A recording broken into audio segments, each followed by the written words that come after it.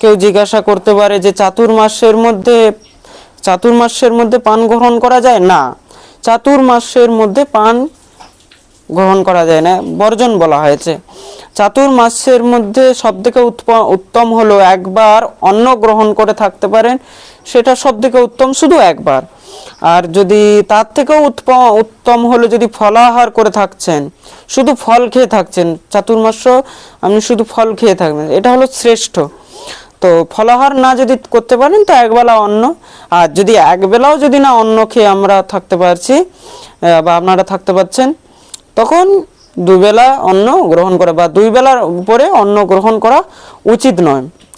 তা অন্ন কিভাবে গ্রহণ করবে? কলার পাত্রে, কলা পাত্রে যেটা আমরাকে কলা পাতা বলি, কলা পাতার মধ্যে বা পলাশ পাতার মধ্যে বা অন্যথা পদ্ম পাতার মধ্যে বা কলা পাতা বা পলাশ পাতা বা পদ্ম পাতা না পায় তখন শাল পাতা ইত্যাদি কোনো না কোনো পাতার মধ্যে এটা খাওয়ার উচিত।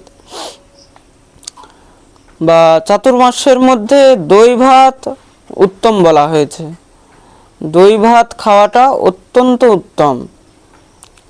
দইও কিন্তু কোন সময় খাবে না সেটাও আমরা বলে দিচ্ছি। যেই ব্যক্তি চাতুর্মাস্য ব্রতের মধ্যে কলা পাতায় ভোজন করেন বা কলা পাতার পলাশ পাতার মধ্যে ভোজন করেন বা পদ্ম পাতার মধ্যে ভোজন করেন, সে বড় থেকে বড় যদি পাপীও হয়, ব্রহ্ম হত্যারা, মদ্যপান করেন, বাচ্চাদেরকে মেরে দিয়েছে, অসত্যবাদী, যে মিথ্যে কথা বলেন, যে এখানে চণ্ডালের সঙ্গকম্য, যে চণ্ডালের সঙ্গম করেছে, যে চণ্ডালের সঙ্গে থাকে, চণ্ডালের সঙ্গে খায়, যে বিধবা গামী, যে অগম্যা স্ত্রী তার সঙ্গেও সঙ্গম করেছে, এমন মহাপাপী থেকে পাপী তাদেরও কিন্তু উদ্ধার হয়ে যায়, তারাও সে সমস্ত সব পাপ থেকে মুক্ত হয়। আর এই চাতুর্মাস্যের মধ্যে যদি কেউ চাতুর্মাস্য ব্রত করছে, তাকে বলা হচ্ছে চাতুর্মাস্য ব্রত করলে নিজের নখ কাটবেন না, কোনো প্রকারের কোনো শরীরের মধ্যে তেল লাগাবেন না, সাবান শ্যাম্পু ইত্যাদি কখনো উপযোগ করবেন না, ক্ষৌর কর্ম ইত্যাদি করবেন না। এই সময় 4 মাস পরেই করা উচিত এই সমস্ত সব।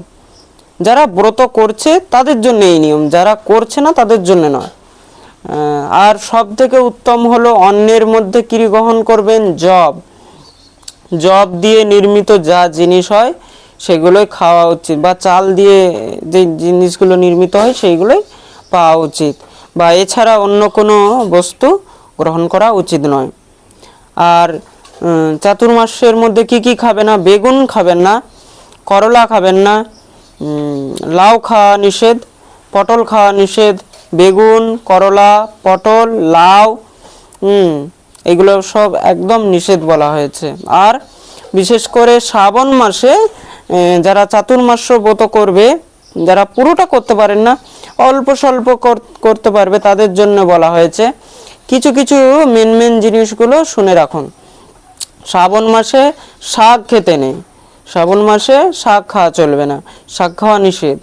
ভাদ্র মাসে দই খাওয়া নিষেধ, ভাদ্র মাসে দই খাবেন না। আর আশ্বিন মাসে দুধ খাওয়া নিষেধ, এটা জেনে